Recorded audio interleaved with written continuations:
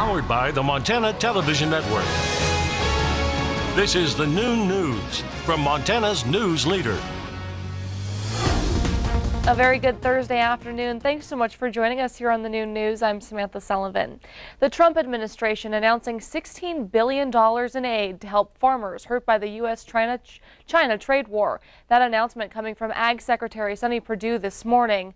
U.S. farmers have been amongst the hardest hit by the escalating trade war between the two countries. Perdue says the president approved the additional aid to farmers to undermine China's efforts to retaliate against U.S. tariffs. Last year, President Trump promised farmers a $12 billion aid package to help mitigate the first wave of Chinese retaliatory measures after Trump slapped tariffs on Chinese imports. The president is expected to address the new farmer aid package this afternoon at the White House. Well, it was an emotional and exciting day across the state as injured Montana Highway Patrol Trooper Wade Palmer returned home. His journey home began Wednesday afternoon in Salt Lake City. Reporter Don Hudson brings us the emotional celebration from the University of Utah Hospital. You've all been so amazing. Without all of you, we wouldn't be able to go home today. Lindsay Palmer choked up as she thanked surgeons for helping her husband survive and begin his recovery after being shot in March. You gave us the fighting chance. We needed to get through this. And she thanked the Utah law enforcement community for all their help and support. To each and every one of you who took a watch outside our door, to the continuous times I needed a friendly ear to listen to me talk, someone was always there to lean on. Leadership with the Montana Highway Patrol and Montana's Attorney General also shared their appreciation to the U of U Hospital and the people and police of Utah. I'm not sure that words can ever express the gratitude from the Montana Highway Patrol for the help that's been and the support that's been given to him. On behalf of the people of Montana, thank you, Utah. We love you. Trooper Palmer can walk and communicate, but he's lost his ability to speak because of the gunshot wound to his head. But those who have been around the 35-year-old for the past couple of months are hopeful he will continue to improve. Wade hasn't left my thoughts. Every morning it's one of the first things I think of, and every night it's one of the last things I think of before I go to sleep. And I'm just so happy that he's in the position he's in today, because when this occurred, it did not look that promising. After the news conference, Trooper Palmer and his wife were escorted to the airport. They were greeted by the Fraternal Order of Police here in Utah and helped into a private plane to make their return to Montana. A short trip home with a long recovery ahead. I don't know where we would be without everything you have done for us. You made this scary time for my family and myself a little less scary. Now, of course, that trip continued when he touched down in Missoula. Swaths of supporters lined the streets from the airport to downtown. Lines especially packed around St. Patrick Hospital, the first place where Palmer was treated after the initial attack back in March.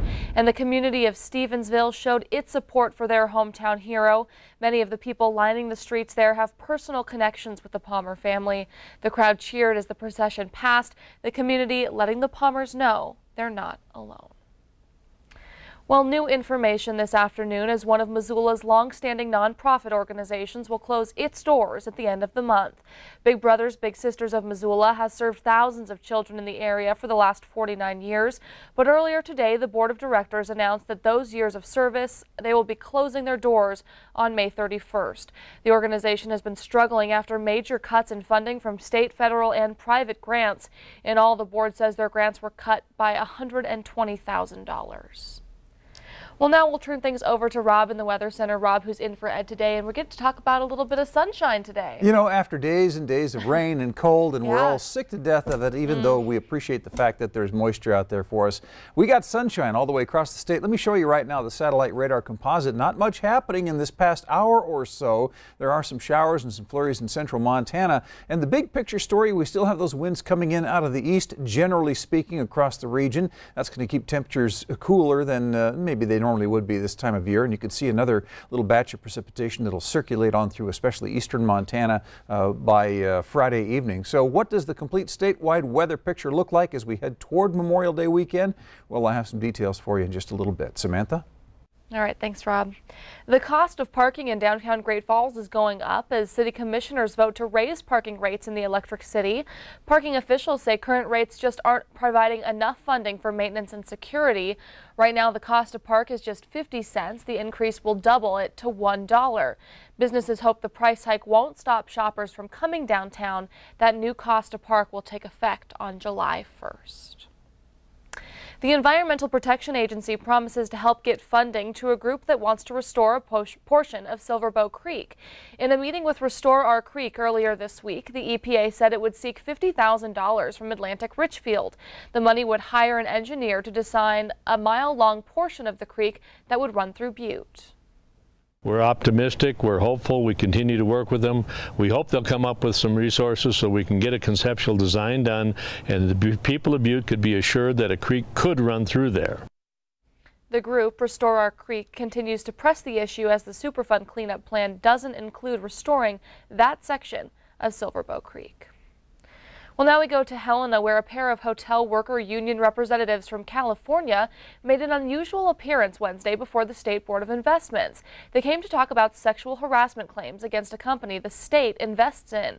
It's not the first time that representatives of Unite Here have appeared before the board to talk about the California-based private equity firm CBRE Global Investors. But it was the first time the board heard from a sexual harassment silence breaker, Vicky Juarez, a banquet worker for CRBE who owned hotel in Irvine, California. She says the hotel suspended her after she reported sexual harassment by a coworker. The union said Montana should not invest any additional pension money in the company new funds until the company improves its sexual harassment policies and stops unfair anti-labor activities. Montana currently has about $42 million of its pension funds invested in CRBE funds. Well, Governor Steve Bullock is heading back to Iowa next week for his second trip to the Hawkeye State since announcing his candidacy for president. Bullock will make 4 stops in northern and central Iowa on Tuesday, May 28th. Bullock is hoping to gain an edge in a field made up of nearly 24 Democratic hopefuls. The governor announced his run last week and then headed to Iowa for 3 days of campaigning on the eastern side of the state.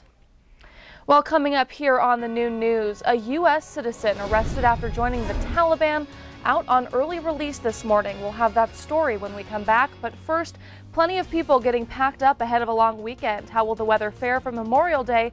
Rob has that full forecast right after the break.